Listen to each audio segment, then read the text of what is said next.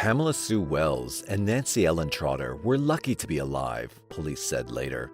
The two attractive teenagers, 18 and 17 respectively, were thumbing for a ride in Stuart, Florida, their second day in town on July 21, 1972. Deputy Sheriff Gerard Schaefer stopped in his police cruiser, took their names, and told them that hitchhiking was illegal in Marin County. It isn't. He drove the girls back to a halfway house where they were staying, then offered them a ride to the beach the next morning. Trusting him as an officer of the law, Trotter and Wells agreed.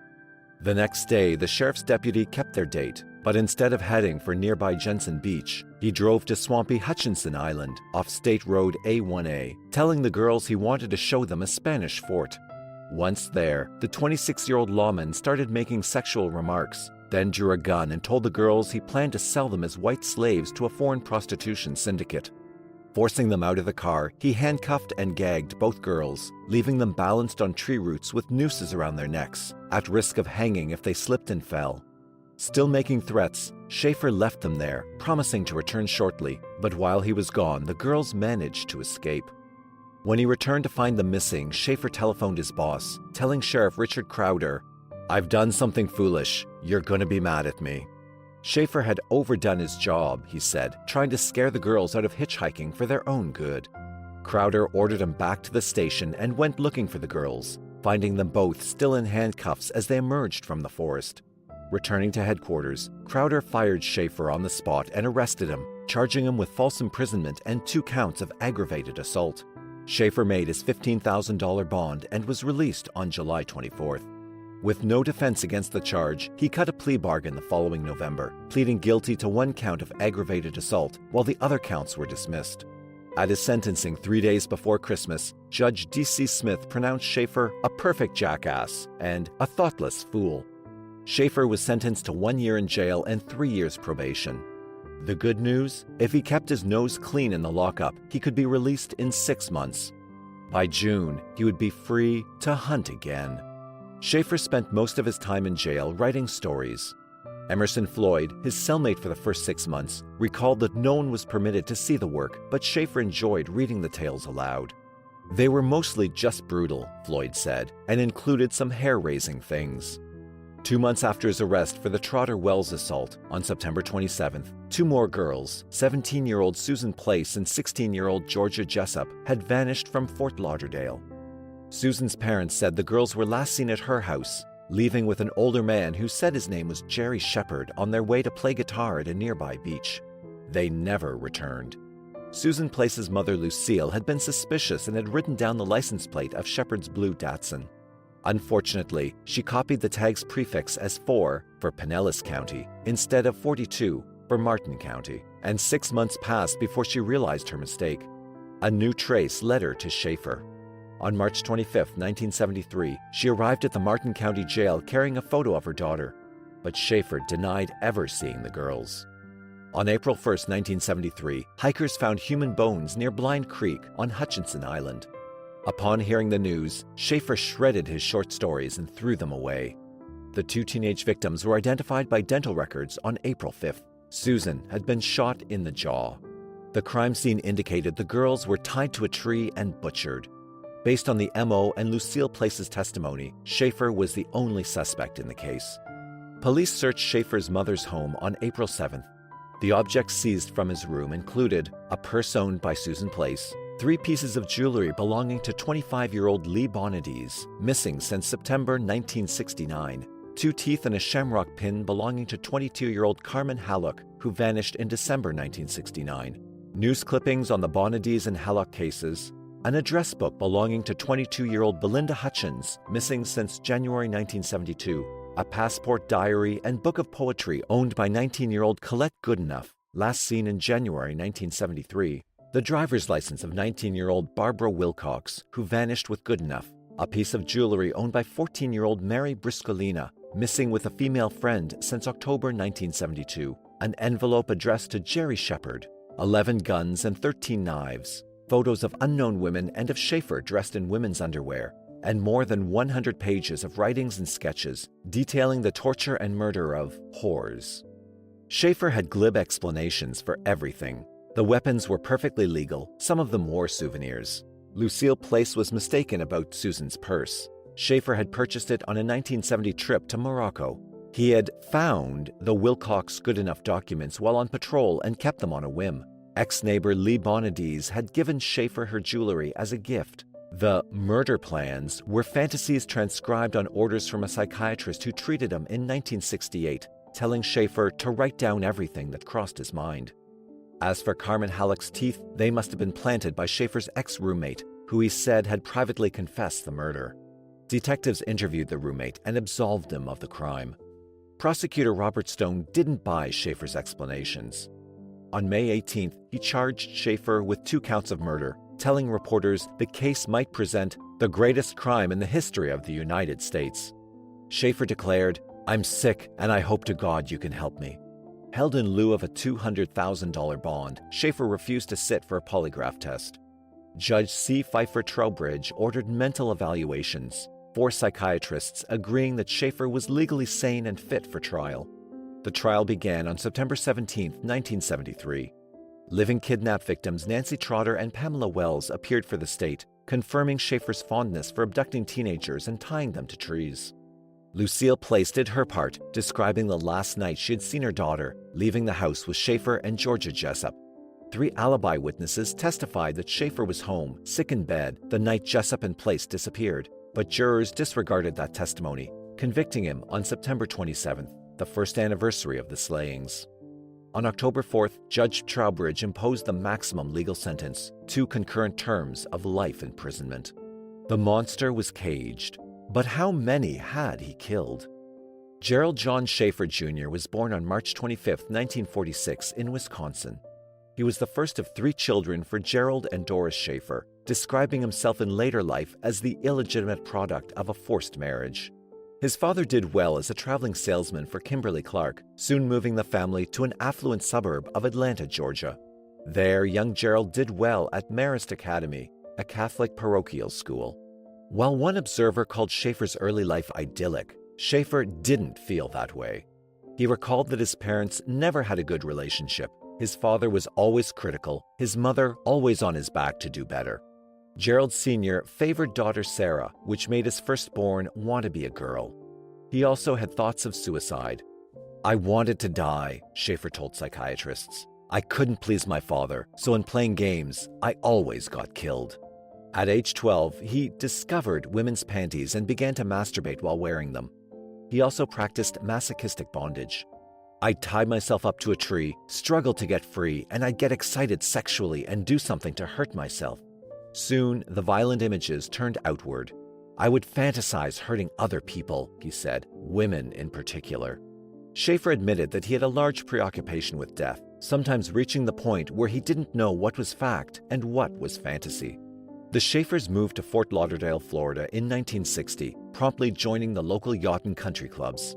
Gerald Jr. met his girlfriend, Cindy, at age 14 and saw her steadily for the next 3 years. They were lovers, but Cindy would only perform in scripted scenarios, demanding that Schaefer tear her clothes and rape her each time they had sex. When he balked at continuing the game, in 1964, Cindy dumped him. The same day, Schaefer went into the woods and played his bondage games again for the first time since leaving Georgia. Yearbooks from St. Thomas Aquinas High School list Schaefer as a member of the football team in his sophomore and junior years, but no one remembers him playing or joining in any other group activity. Classmates recall him as a loner, labeled weird and out of it.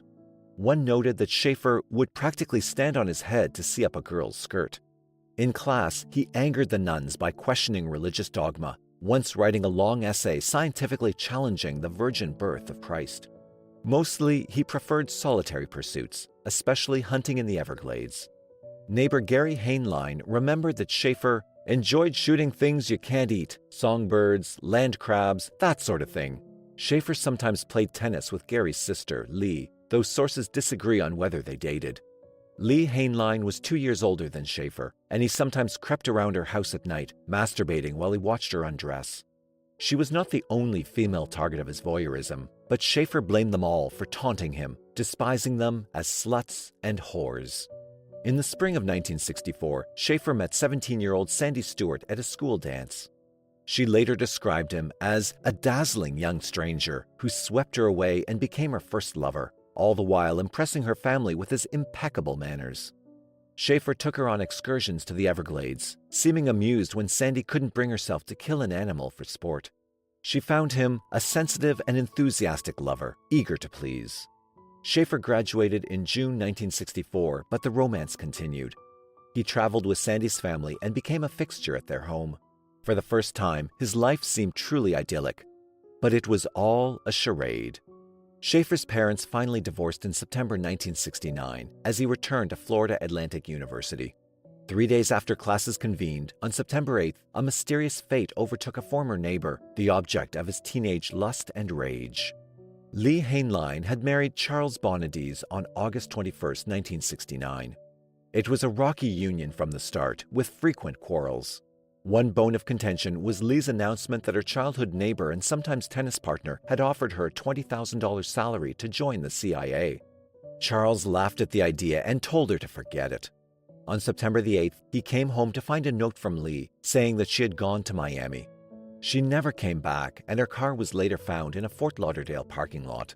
Lee's brother called Schaefer and heard a strange story. Lee had phoned him, Schaefer claimed, to say that she was leaving Charles and asked him for a ride to the airport, where she meant to catch a flight to Cincinnati. Schaefer agreed, but Lee never called back with a departure time. Charles filed for divorce on October 6th, his petition granted on March 10, 1970. Nothing more was heard of Lee Bonadies until her jewelry surfaced at Doris Schaefer's home in April 1973. Her fate remains unknown. Schaefer's second try at student teaching fared no better than the first.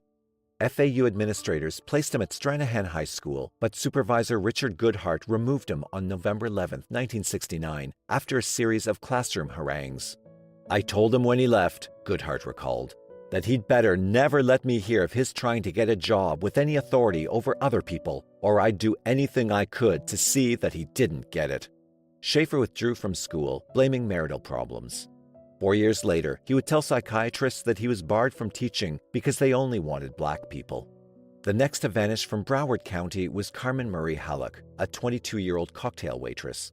She had lunch with her sister-in-law on December 18, 1969, discussing a date she had planned for that evening. Halleck said she was meeting a teacher who had offered her a job involving some kind of undercover work for the government. The position featured international travel and lots of money. Halleck missed work the next night, and when she had not been seen by Christmas Day, her relatives used a spare key to check her apartment. They found the bathtub full and her dog unfed. Halleck's car was found in a nearby parking lot a few days later. When Schaefer's stash of souvenirs was seized in 1973, police recovered 2 of Halleck's gold-filled teeth and a shamrock pin identified by her family. Her body has never been found.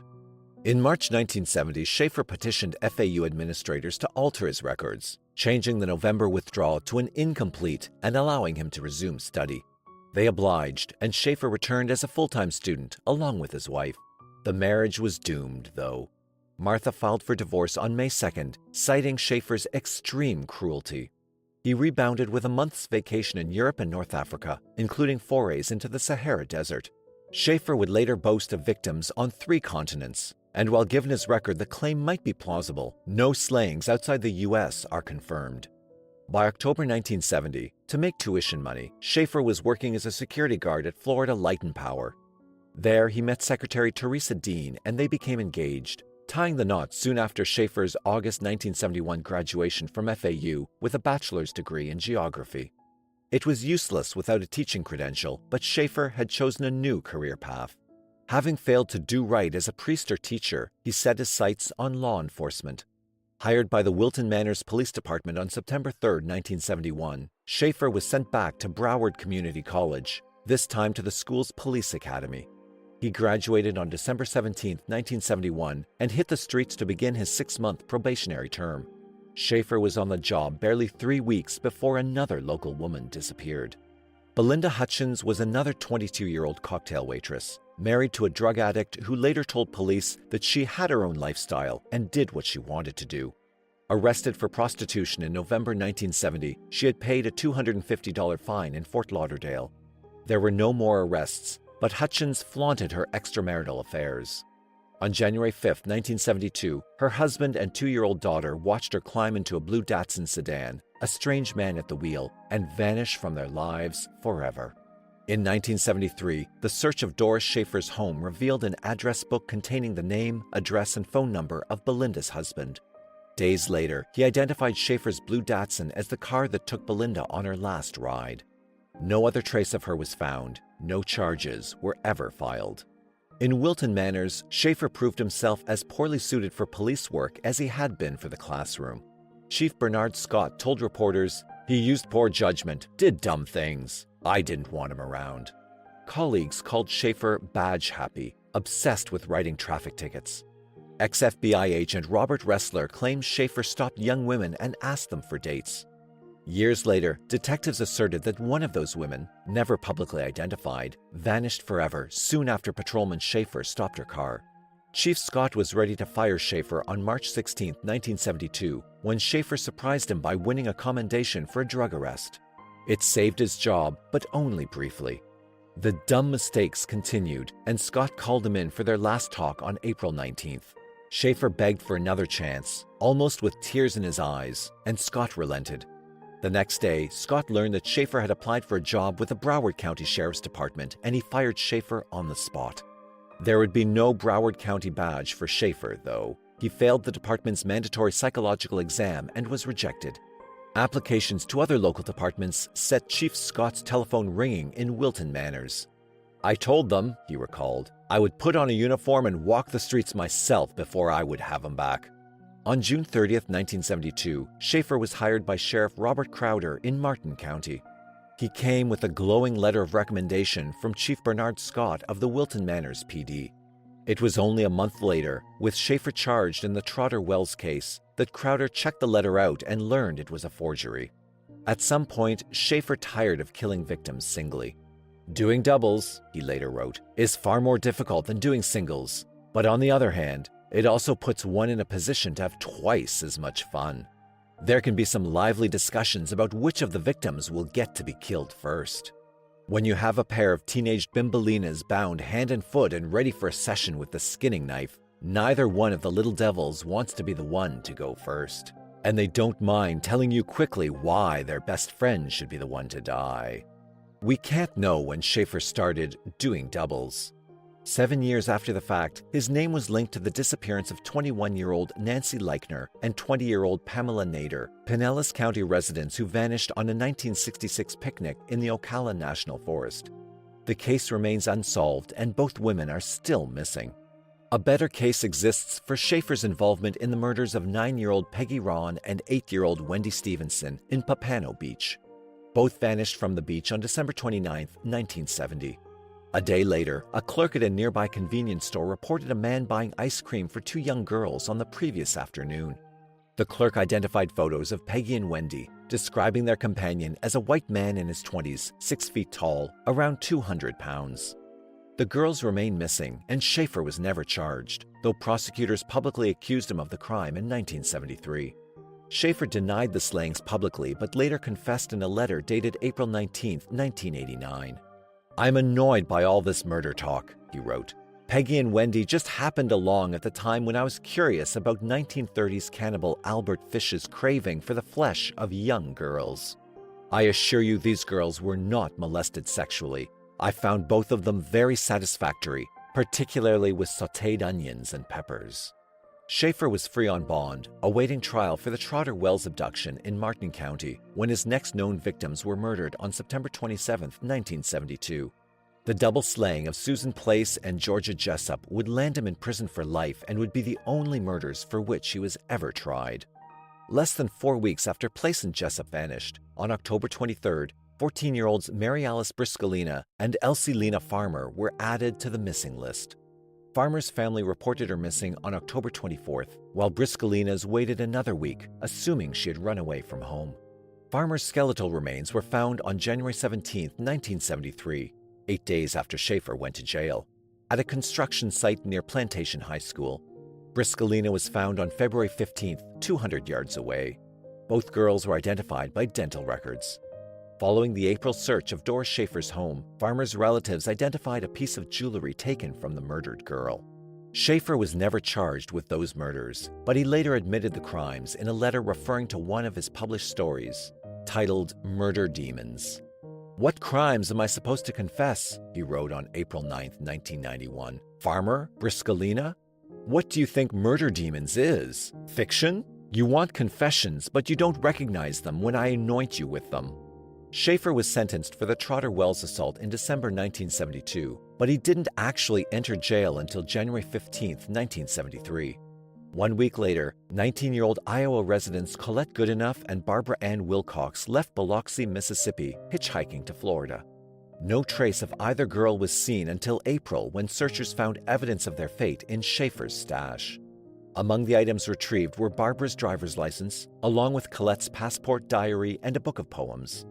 Skeletal remains of both victims were found at Port St. Lucie in January 1977, but no cause of death could be found and no charges were ever filed. Teresa Schaefer made her one and only prison visit on November 17, 1973, to serve Gerard with divorce papers. Outside the walls, reporters trumpeted that lawyer Elton Schwartz, age 45, was dating Schaefer's 21-year-old wife. He also handled Teresa's divorce, and they were married on November 30th, with Schwartz announcing that his client had suggested the arrangement. Inmate Schaefer, undismayed, maintained correspondence with Schwartz for several years afterwards, waiting nearly a decade to charge the attorney with legal malpractice. Meanwhile, Schaefer was busy exposing another conspiracy, claiming that he had been framed by drug-dealing lawmen and Martin County prosecutors. This, despite his statements to psychiatrists that he enjoyed working for Sheriff Crowder because everybody was honest. In Schaefer's new scenario, he was framed for killing 2 narcotics informants because he refused to play ball with powerful drug lords. Ironically, one of Robert Stone's aides was convicted of drug trafficking in the 1980s, but no evidence linked the case to Schaefer's crimes. Schaefer would ultimately file 19 appeals, each of which was dismissed. In 1987, a weary judge declared, "There has to be an end, a conclusion to litigation and to the abuse of the judicial process. The defendant should realize, once and for all, the die is cast, the mold is made, the loaf is baked. Therefore, the judgment is final and forever." They were strong words, buttressed by a state parole board ruling that Schaefer was ineligible for release before February 2017. But still, the hopeless lawsuits continued at public expense. Schaefer found other ways to amuse himself, too. In 1979, he declared himself married to a Filipina picture bride. The young woman appeared in July 1980 and moved in with Schaefer's father. A marriage license materialized, sans ceremony, and was accepted by authorities at Avon Park's minimum security prison. Several contact visits were permitted before Schaefer's wife got her green card in 1985 and dropped him like the proverbial hot potato. A few weeks later, in September 1985, Schaefer was accused of plotting to escape from Avon Park and murder a hit list of victims including his ex-wife, Elton Schwartz, Robert Stone, and Judge Trowbridge. State police confirmed the plot, and Schaefer was packed off to maximum security at Stark, home of Florida's death row. Despite being closely watched, Schaefer still managed to run a mail fraud operation from his cell, collaborating with cohorts outside to post ads in sex magazines, soliciting money from various kinky tricks. To that end, Schaefer adopted various pseudonyms, always female. He became Mistress Felice, a dominatrix, prostitute Jessica Zuriaga, stern matron Miller, a husband killer on death row, and so on. Some of his slaves paid cash for the privilege of washing Mistress Felice's soiled panties, delivered by mail, for a price. Schaefer also enjoyed writing to inmates in other prisons, posing as the great love of their lives, laughing behind their backs. When not scamming freaks, Schaefer worked as a jailhouse lawyer with a twist. While writing briefs for fellow cons, he milked his clients for information on their cases, then sold them out to authorities. One such inmate, awaiting trial for murder, told Schaefer where his victim's body could be found, and Schaefer relayed the directions to police, landing his client on death row. It was a deadly game, perhaps an extension of his childhood death wish, and he played it recklessly as if he were invulnerable. Schaefer had his first encounter with condemned killer Ted Bundy. According to Schaefer, Bundy was always 100% respectful of me. I treated him as a supplicant, while others were hanging on his every word. Bundy allegedly confessed that he had been inspired by Schaefer's case to kill 2 victims on a single day in 1974. With Bundy, Schaefer debated such fine points of murder as the maggot problem and techniques of cleaning upholstery after dying victims urinated in their cars. Another sometime confidant of Schaefer was self-described cannibal Otis Toole. Sentenced to life for 6 murders, Toole was suspected of many more, most notably the 1981 kidnapped slaying of young Adam Walsh. By 1988, when he met Schaefer, Toole had several times confessed to Walsh's murder, always recanting his statements when detectives asked for proof. Schaefer wrote to Adam's father, John Walsh, host of America's Most Wanted, posing as Toole and demanding $50,000 for Adam's remains, so you can get them buried all decent and Christian. Walsh ignored the offer, and Toole soon soured on Schaefer's mercenary attentions. Aside from the sadistic pleasure of tormenting Adam's parents, Schaefer gained nothing from the episode except a new addendum to his reputation as a snitch. Schaefer lost an admirer on January 24, 1989, when Ted Bundy kept his long-delayed date with Florida's electric chair. Around the same time, ex-girlfriend Sandy Stewart, now divorced mother Sandra London, picked up a copy of Anne Rule's The Stranger Beside Me, detailing Rule's friendship with Bundy, and decided to write a book on her relationship with Schaefer. London wrote to Schaefer on February 8, 1989, asking, "Remember me?" She pitched the notion of a book about your experiences and requested samples of his writing. Schaefer responded enthusiastically, touting his case as virgin territory, adding, "Naturally, I'm favorably disposed towards someone who has known me intimately." He recalled London as a former great love of my life and denied any hostility over their breakup. At their first prison meeting, London found Schaefer transformed into a nebbish, portly, pale, balding, and half-blind. He reminded her of a middle-aged, desk-bound clerk gone to seed. There was nothing soft about Schaefer's stories, though. They sported macabre titles such as Blonde on a Stick and Flies in Her Eyes. Between March and May 1989, Schaefer sent London 7 grisly tales. She added drawings and fragments of writing seized from Doris Schaefer's home in 1973, releasing the lot as a volume of killer fiction in June 1989. A second book soon followed, along with independent stories, poems, sketches, and a killer serial that aimed to satirize Schaefer's own case. The leading character, a rogue cop who slaughters prostitutes in his spare time. At Stark, a guard examined Schaefer's work and deemed it pornographic filth, confiscating the latest manuscript as contraband, unsuitable for a prisoner. The work was released after Florida's Attorney General admitted the stories played a role in Schaefer's latest legal appeal, but Schaefer himself was forbidden from keeping a copy in prison. Critics in the press and prosecutor's office branded killer fiction a blueprint for murder, masking details of Schaefer's own crimes in the guise of entertainment. Schaefer worked hard to impress his ex-lover. On one hand, he claimed to be innocent, framed by drug-dealing cops and attorneys who feared his integrity, casting him in a martyr's role. "I let Satan get control of me," he wrote. "I hated evil. I wanted to destroy evil. I went and immersed myself in the battle, but destroyed myself in the process. God saved me by allowing me to be framed by corrupt people." A week later, he wrote, "My battle has been to overcome the problem of serial murder. I believe I have accomplished this through Jesus Christ." He added, "My own personal belief in Jesus assures me of my future as a child of God, but that does not excuse me from helping my fellow man." This he sought to do by writing graphic tales of rape and murder, declaring that, "My reward, if any, will be a spiritual one." The bizarre flip side of that pious facade was Schaefer's effort to pose as a leader of organized crime. On March 21, 1989, he wrote, "I am, factually, a captain of the Dixie Mafia. I have, factually, the power to have you killed. I have, in the past, used these powers." 3 days later, he added, "I am a syndicate man. When I put on my mob sub-chief's hat, I am Don El Tigre, and I can scare the living shit out of you." Where that left Child of God Schaefer was anyone's guess, but he didn't stop with claims of mob connections. Schaefer also insisted, on January 20, 1991, "I am the top serial killer and I can prove it."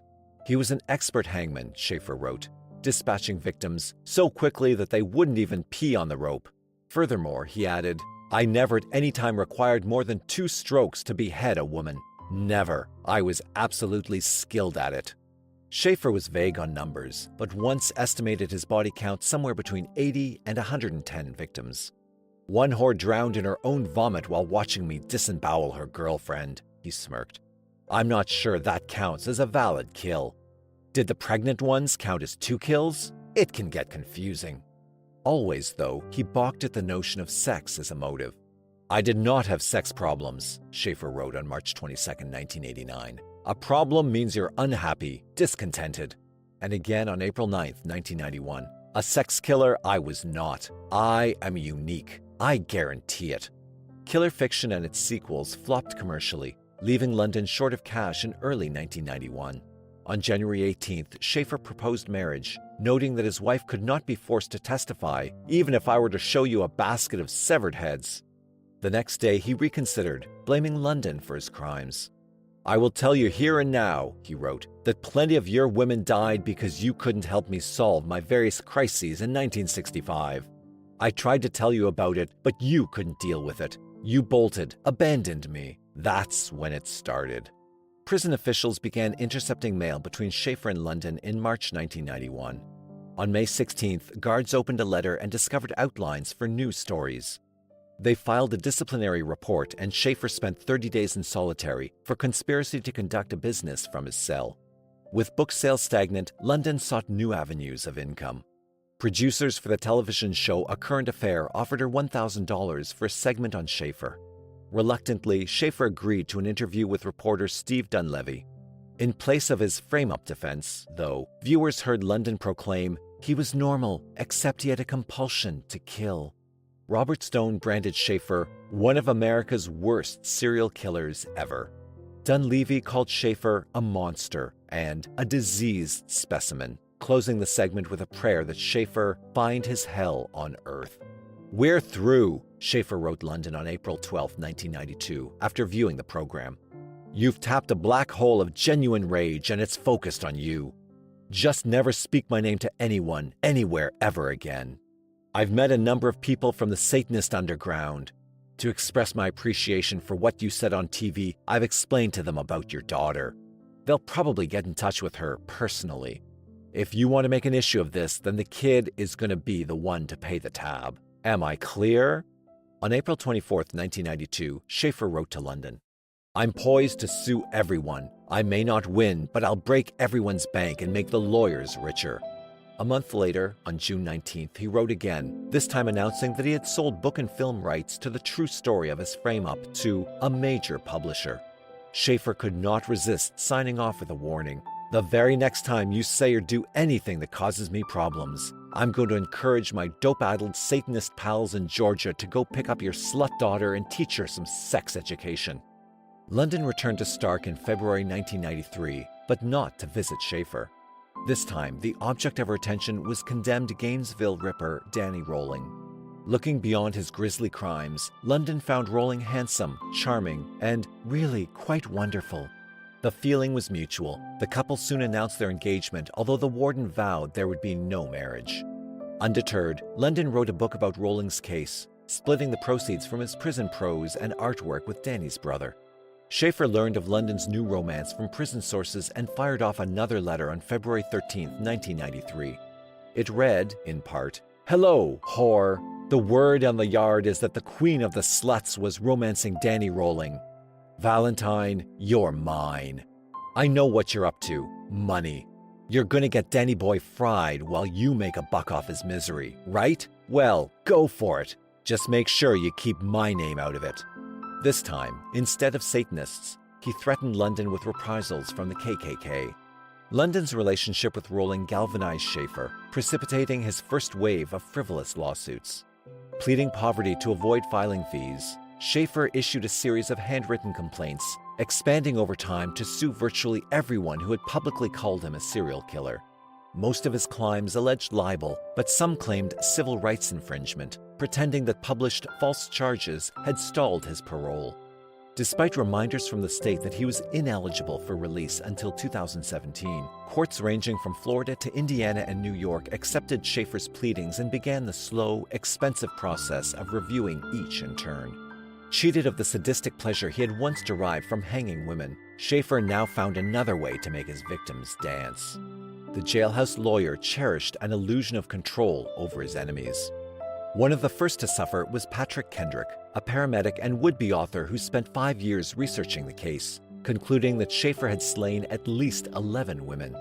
Schaefer sued him for $500,000 over comments in a private letter to a friend of Schaefer, posing as a journalist, wherein Kendrick stated that Schaefer had once been accused of 36 murders. That was libel, Schaefer claimed, since prosecutor Stone had mentioned only 34 victims in 1973. Worse yet, Kendrick's letter described Schaefer as a middle-aged, pale and doughy, bookish kind of wimp.